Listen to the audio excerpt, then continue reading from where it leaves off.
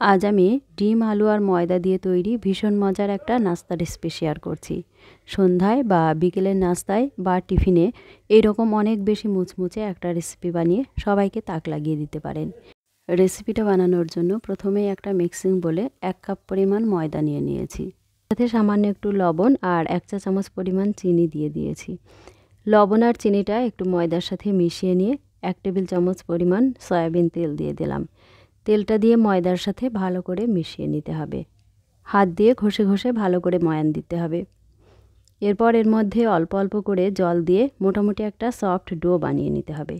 ডোটা খুব বেশি নরম করে ফেলা যাবে না, আবার অনেক বেশি শক্তও করা যাবে না। তাই এইভাবে অল্প অল্প করে জলটা দিতে হবে। ডোটা মাখানো হয়ে গেছে। এই ডোটা আরও কিছুক্ষণ সময় নিয়ে এভাবে মথে নিতে হবে। এরপর অল্প একটু তেল মাখিয়ে নেব। এতে করে ডোটা ড্রাই হয়ে যাবে না, একদম সফট থাকবে। এখন ঢাকা দিয়ে রেস্টে রেখে দিচ্ছি। ডোটা রেস্টে থাক, ততক্ষণ আমি নাস্তার ভিতরে পুরটা তৈরি করে নিচ্ছি। তার জন্য একটা প্যান গরম করে অল্প একটু সরষের তেল দিয়ে দিলাম। আর এদিকে একটা বাটিতে ডিম ভেঙে নিয়েছি। ডিমের সাথে অল্প একটু লবণ আর একটু গোলমরিচ দিয়ে দিয়েছি। এখন ডিমটা ভালো করে ফেটিয়ে নিতে হবে। এদিকে তেলটাও গরম হয়ে গেছে। এখন ডিমের মিশ্রণটা ঢেলে দিলাম। ডিমের মিশ্রণটা দিয়ে একটু অপেক্ষা করতে হবে। এরপর যখন কালারটা একটু চেঞ্জ হয়ে এলো তখন নাড়াচাড়া করে এরকম ঝুরঝুরি করে ভেজে তুলে নিতে হবে। এদিকে প্যানে আবারও তেল দিয়ে দিলাম। তেলটা গরম হয়ে গেছে। 1 টুকরো দারুচিনি দিয়ে দিলাম আর 2টো এলাচ মুখটা ফাটিয়ে দিয়ে দিলাম। এর সাথে 2টো শুকনো লঙ্কা আর 1 চা চামচ গোটা জিরে দিয়ে দিচ্ছি। সব কিছু একটু নাড়াচাড়া করে নিয়ে 1 বাটি পেঁয়াজ কুচি দিয়ে দিলাম। পেঁয়াজ কুচিটা দিয়ে 2 থেকে 3 মিনিট ভেজে নিতে হবে। ভাজতে ভাজতে পেঁয়াজের কালারটা বেশ চেঞ্জ হয়ে গেছে। এর সাথে একটা ছোট তেজপাতাও দিয়ে দিয়েছি।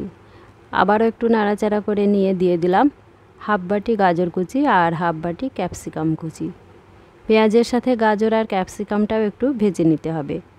গাজর আর ক্যাপসিকামটা 1 মিনিট মতো ভেজে নিয়েছি। এখন এর সাথে দিয়ে দিলাম সামান্য একটু হলুদ গুঁড়ো, 1 চা চামচ ভাজা জিরে গুঁড়ো, 1 চা চামচ ভাজা ধনে গুঁড়ো, 1 চা চামচ লবণ, 2টো কাঁচা লঙ্কা কুচি করে দিয়ে দিলাম। এখন সব মশলা একটু নাড়াচাড়া করে মিশিয়ে নিতে হবে। চাইলে এর সাথে একটু আদা আর রসুনের পেস্টও ব্যবহার করতে পারেন, তবে আদা রসুন ছাড়াও কিন্তু খেতে দুর্দান্ত লাগে। এখন এর সাথে 1 বাটি আলু কিউব করে কেটে নিয়ে দিয়ে দিলাম। আমি এখানে একটা বড় সাইজের আলু খোসা ছাড়িয়ে কেটে নিয়েছি। আলুটাও মশলার সাথে ভালো করে কষিয়ে নিতে হবে। আলুটা মশলার সাথে ভালো করে কষিয়ে নিয়েছি। এখন দিয়ে দিলাম 1 বাটি জল। জলটা দিয়ে আবারও একটু নাড়াচাড়া করে মিশিয়ে নিলাম। এখন ঢাকনা দিয়ে মিনিট 5 রান্না করে নিতে হবে।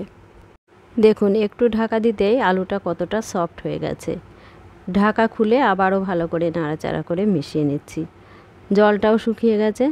এখন যে ডিমটা ঝুরো ঝুরো করে ভেজে রেখেছিলাম ওটা দিয়ে দিলাম। ডিমটাও নাড়াচাড়া করে ভালো করে মিশিয়ে নিতে হবে। নাস্তার পুরটা একদম রেডি হয়ে গেছে। এখন নামিয়ে একটু ঠান্ডা করে নিতে হবে। ফিরে এলাম 20 মিনিট পর। এখন ঢাকাটা সরিয়ে ডোটা আরও কিছুক্ষণ মথে নিচ্ছি। এরপর ডোটা থেকে মিডিয়াম সাইজের লেচি কেটে নিতে হবে। এরপর এখান থেকে একটা লেচি নিয়ে হাত দিয়ে গোল করে নিলাম। এরপর হাত দিয়ে চ্যাপটা করে নিয়েছি। এখন এই 2 দিকে ভালো করে ময়দা লাগিয়ে বেলে নিতে হবে। এইভাবে বেলুন দিয়ে বেলে নিতে হবে। মোটামুটি একটু ছোট করেই রুটিটা বেলে নিতে হবে, তবে রুটিটা খুব একটা মোটা হবে না, একটু পাতলা করেই ছোট ছোট করে বেলে নিতে হবে। একইভাবে ছোট ছোট করে সবগুলো রুটি তৈরি করে নিয়েছি। এখন এখান থেকে একটা রুটি নিয়েছি। এখন একটা ছুরি দিয়ে রুটির চারিদিকটা কেটে নিচ্ছি। অর্থাৎ এই গোল রুটিগুলো চারিদিকটা কেটে চৌকো করে নিতে হবে। একইভাবে বেশ কয়েকটি সিট তৈরি করে নিয়েছি। এখন একটা চৌকো সিট নিয়ে এক প্রান্ত থেকে এইভাবে ছুরি দিয়ে কেটে নিতে হবে।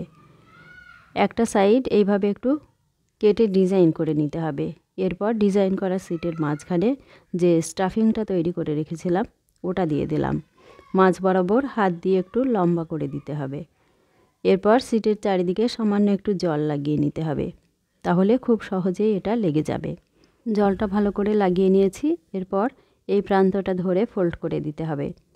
তারপর আঙুল দিয়ে চেপে সিল করে দিতে হবে, যাতে পুরটা বার হয়ে যেতে না পারে। ভালো করে সিল করে নেওয়া হয়ে গেলে আবারও একটু জল চারিদিকে লাগিয়ে নিতে হবে। এভাবে অল্প করে একটু জল লাগালে নাস্তাগুলো ভাজার সময় ভেঙে যাওয়া বা খুলে যাওয়া ভয় থাকে না। একইভাবে শিটের ডিজাইন করা অংশটাও ফোল্ড করে নিলাম। এখন নাস্তার দুই প্রান্ত কাঁটা চামচ দিয়ে এইভাবে একটু ডিজাইন করে নিলাম। এতে করে দেখতেও ভালো লাগবে, আবার খুব সুন্দরভাবে সিল করাও হয়ে গেল। এখন একইভাবে সবগুলো নাস্তা তৈরি করে নিতে হবে। সবগুলো নাস্তা তৈরি করে নিয়েছি, এখন এগুলো ভেজে নিতে হবে। তার জন্য একটা ফ্রাইং প্যানে পরিমাণ মতো সয়াবিন তেল গরম করতে দিয়ে দিয়েছি। গরম তেলে নাস্তাগুলো একটা একটা করে দিয়ে দিচ্ছি। আর এই সময় চুলার ফ্লেমটা লো টু মিডিয়াম করে রাখতে হবে। নাস্তাগুলো 1 মিনিট ভেজে নেওয়ার পর একটা একটা করে উল্টে দিচ্ছি, তাহলে আর ভেঙে যাওয়ার ভয় থাকে না, আর ডিজাইনটাও খুব সুন্দরভাবে ফুটে উঠবে। আর মাঝে মাঝেই এগুলো উল্টে পাল্টে দিতে হবে যতক্ষণ না একটা গোল্ডেন ব্রাউন কালার আসছে। এইভাবে উল্টে পাল্টে ভাজতে ভাজতে খুব সুন্দর একটা কালারও চলে এসছে, আর রোলগুলো খুব ক্রিস্পি হয়ে গেছে। 2 পিঠ এরকম কালার চলে আসলে বুঝতে হবে নাস্তাগুলো রেডি হয়ে গেছে। এখন নাস্তাগুলো তেল ঝরিয়ে তুলে নিচ্ছি। এখন থেকে এইরকম ক্রিস্পি রোল বাড়িতে খুব সহজেই বানিয়ে নিতে পারবেন। আর নাস্তাগুলো বাড়িতে বানালে কমেন্ট করে জানাবেন খেতে আপনাদের কেমন লেগেছে।